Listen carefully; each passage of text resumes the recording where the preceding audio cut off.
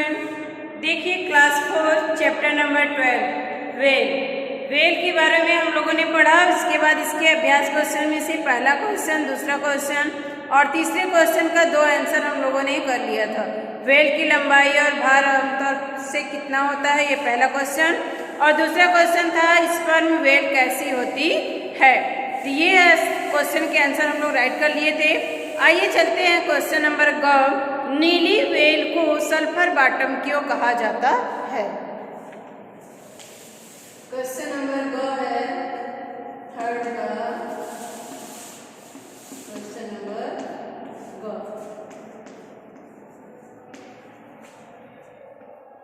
Page number है 62।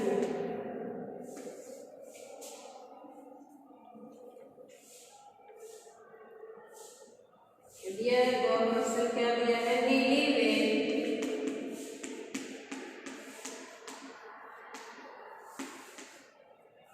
नीली well को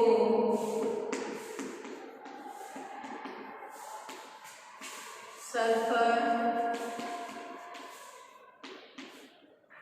बॉटम क्यों कहा जाता है, कहा जाता है। आंसर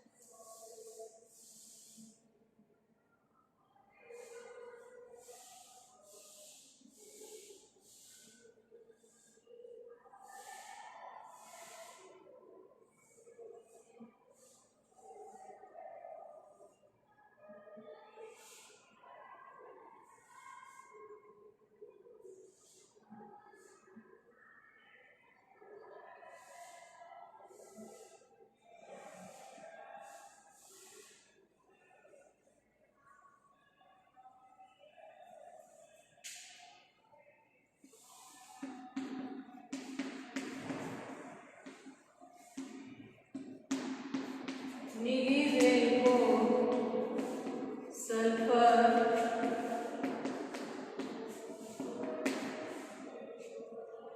बॉटम भी कहा जाता है। इसका कारण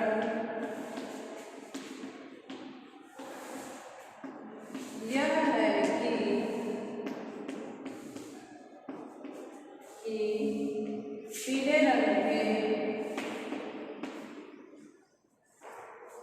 पीले रंग के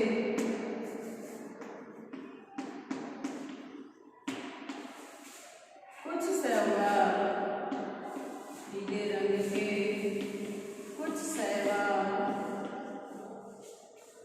इसके शरीर के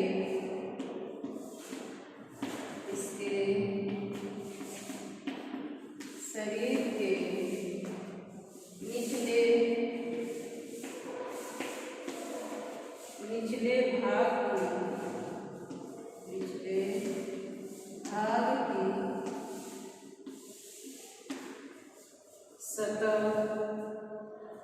सतह पर चिपके रहते हैं।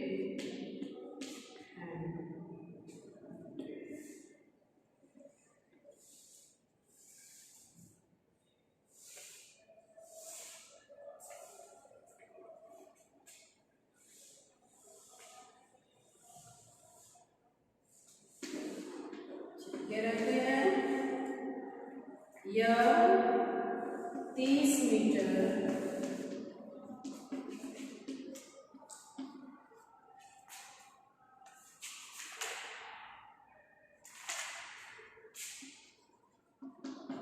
लंबी और 150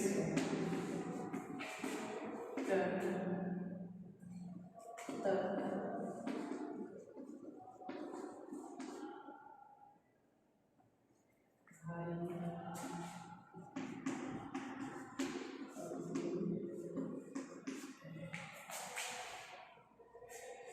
देखिए, नीली वेल को सल्फर बॉटम भी कहा जाता है। इसका कारण यह है कि पीले रंग के कुछ शैवाल इसके शरीर के निचले भाग की सतह पर चिपके रहते हैं। इस कारण क्या कहते हैं, इसको सल्फर बॉटम कहते हैं। इसकी जो लंबाई होती है वो 30 मीटर होती है और 150 टन इसकी वजन जो है 150 टन तक होता है। आप इसको राइट कर लीजिए। इसके बाद अगला क्वेश्चन है, किलर वेल हमेशा समूह में ही क्यों रहती है। आप इसको राइट करिए, फिर लिखवाते हैं।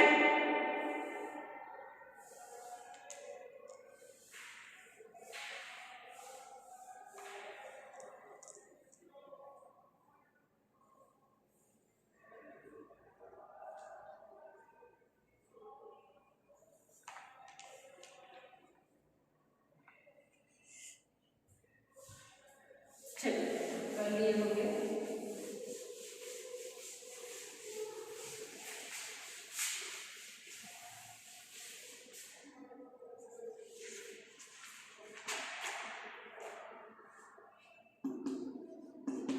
घर है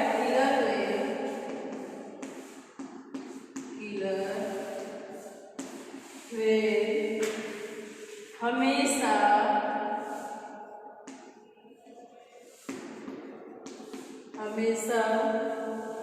समूह में ही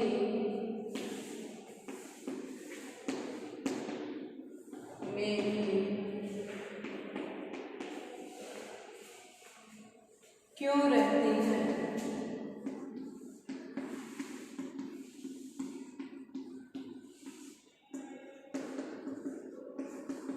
समूह में ही क्यों रहती है।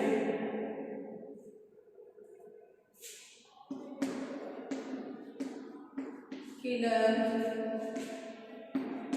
वेल हमेशा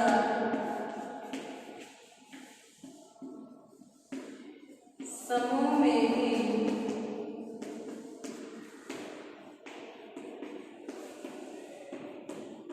रहती हैं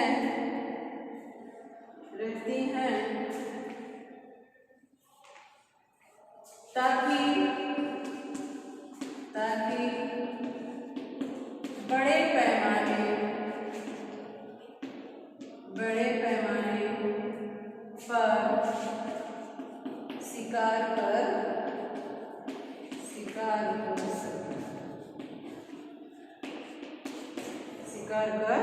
सके।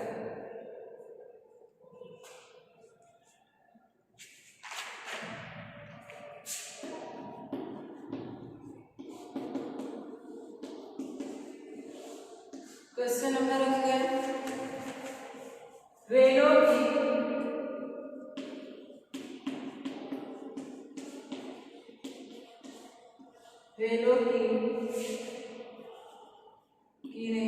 वेलों को ऐसी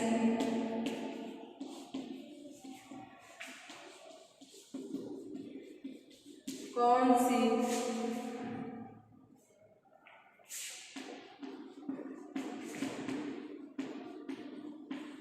सुरक्षित जगह में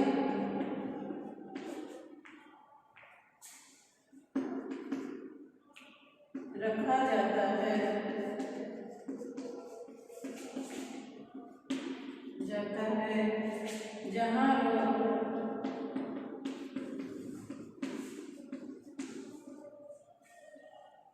जहां लोग इनके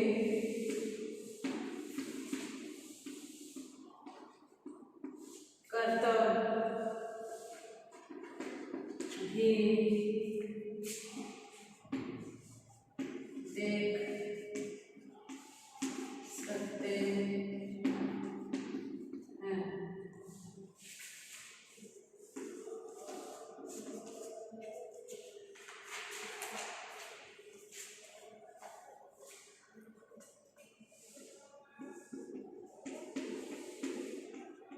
वेलों को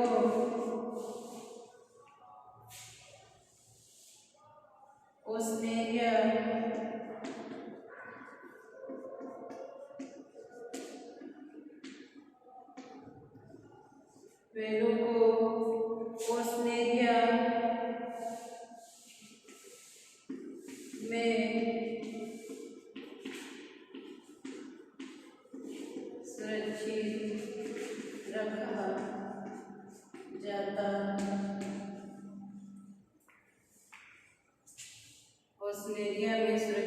जाता है।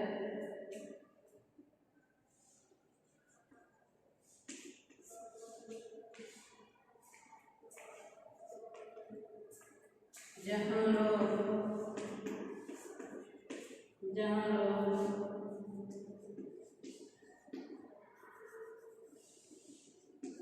इनके कर्तव्य देखने आते हैं।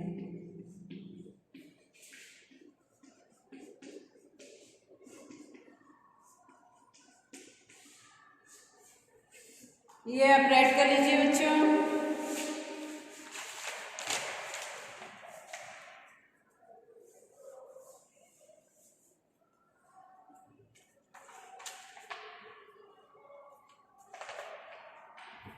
कर लिए होंगे राइट।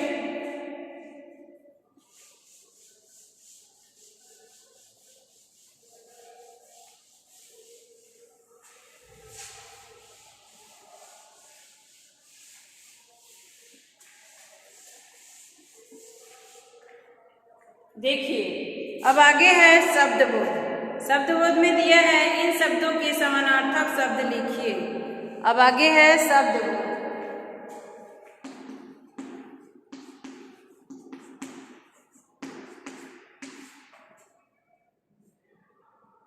अब बुक वर्क में करेंगे। बुक वर्क में करेंगे शब्दबोध में। पहला है इन शब्दों के समानार्थक शब्द लिखिए।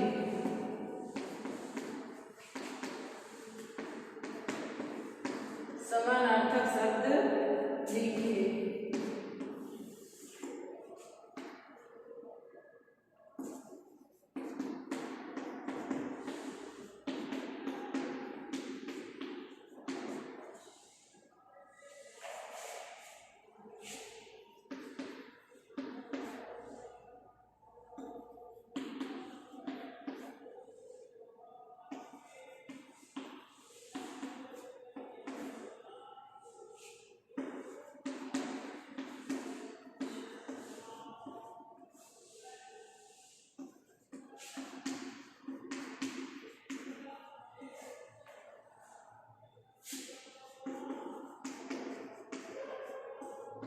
देखिए ये रहे शब्द, इनके क्या लिखना है? समानार्थक शब्द लिखना है। तो लाभ का समानार्थक शब्द क्या होगा? फायदा। लाभ यानी फायदा हुआ है, मुनाफा हुआ है। मादा स्त्री, औरत। भरमार यानी बहुतायत। भरमार है, बहुत अधिक है, बहुतायत। प्रशिक्षण यानी ट्रेनिंग।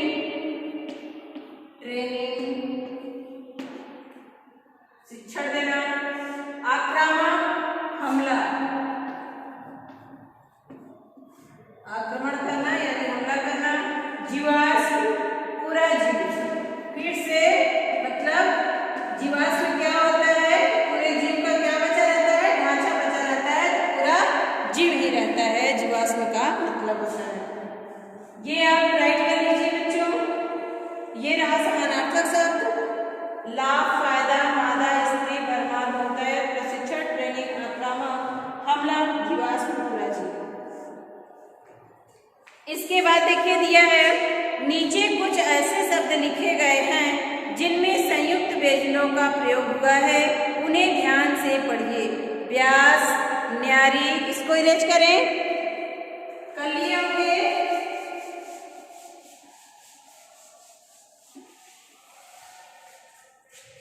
देखिए इसमें संयुक्त व्यंजन का प्रयोग हुआ है। संयुक्त व्यंजन। संयुक्त व्यंजन क्या क्या होता है?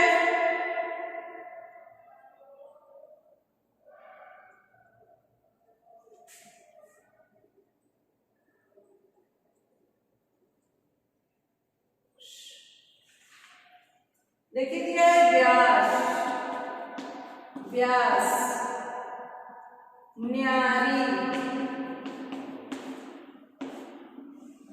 ऐसे ही दिया है व्यवसाय, क्यारी, व्यवहार, त्याग, वेल, त्याग। तो दिया है अब आप भी ऐसे शब्द लिखिए जिनमें संयुक्त व्यंजनों का प्रयोग हुआ हो। तो और संयुक्त व्यंजन का प्रयोग हुआ है तो और कौन सा हो सकता है? स्पर्म। क्या हो सकता है? स्पर्म। ठीक, इसमें भी क्या हुआ है? संयुक्त व्यंजन है ना ये, स्पर्म। इसके बाद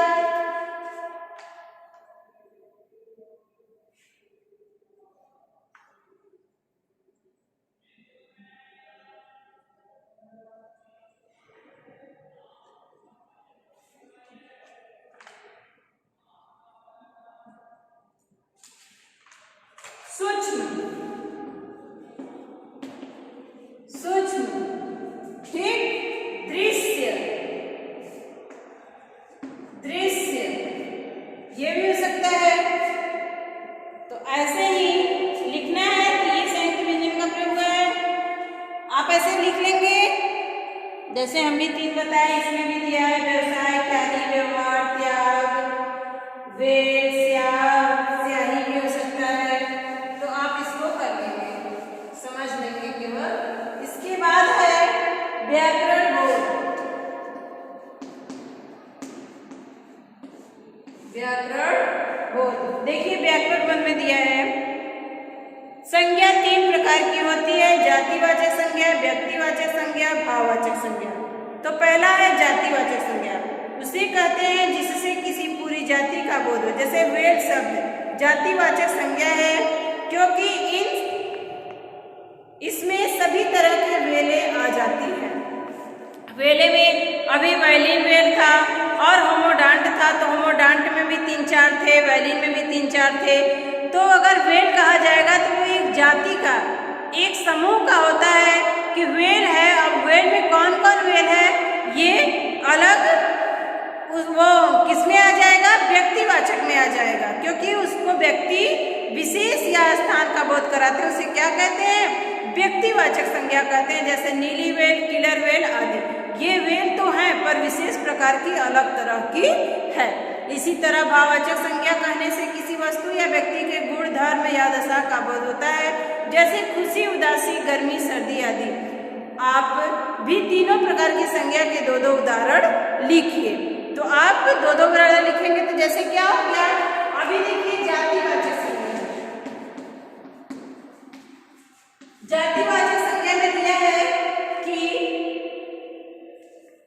क्या करना है कि तीनों प्रकार की संज्ञाओं को क्या लिखना है?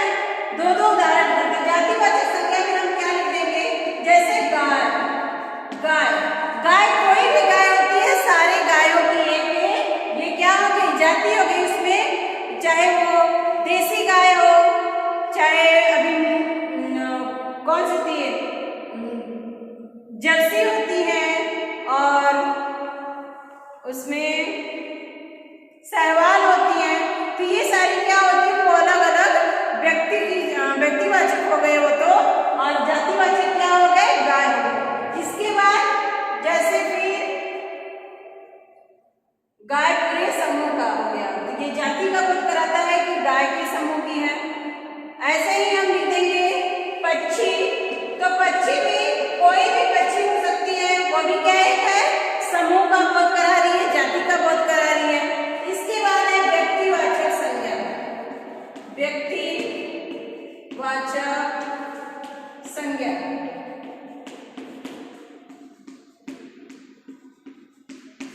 व्यक्तिवाचक संज्ञा में व्यक्ति विशेष के लिए होता है या वस्तु या स्थान के लिए बोध किया जाता है। तो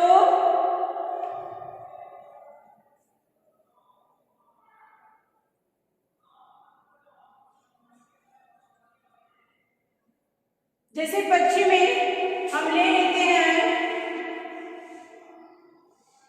मोर, मोर को, तो ये क्या है? मोर पक्षी का, पक्षी तो समूह हो गया, मोर क्या हो गया? ये व्यक्तिवाचक हो गया, मोर है। इसके बाद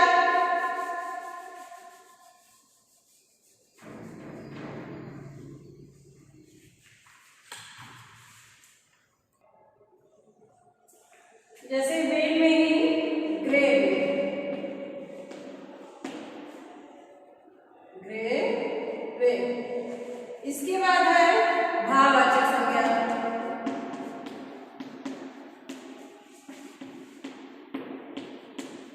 भाववाचक संज्ञा इसमें दिया जैसे खुशी, उदासी, गर्मी, सर्दी। तो प्रसन्नता, प्रसन्नता ये क्या हो गया? भाव हो गया। इसके बाद बचपना, बचपना ये भी क्या हो गया? भाव हो गया। इसके बाद दिया है, आप इसको समझ गए होंगे कि जिसमें जाति का बोध हो, जिसमें व्यक्ति का बोध हो और जिसमें भाव का बोध हो, उसे क्या कहते हैं? क्रमशः से जातिवाचक, भाववाचक, व्यक्तिवाचक। आप इसको समझ गए होंगे। इसके बाद चलते हैं अगला क्वेश्चन। देखिए अगला क्वेश्चन है, इनके इन शब्दों के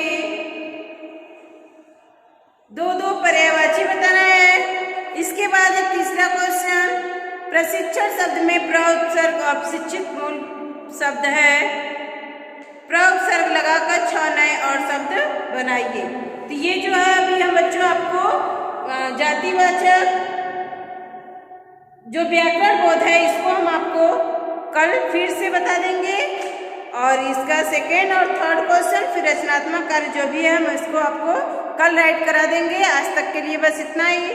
बाय बाय।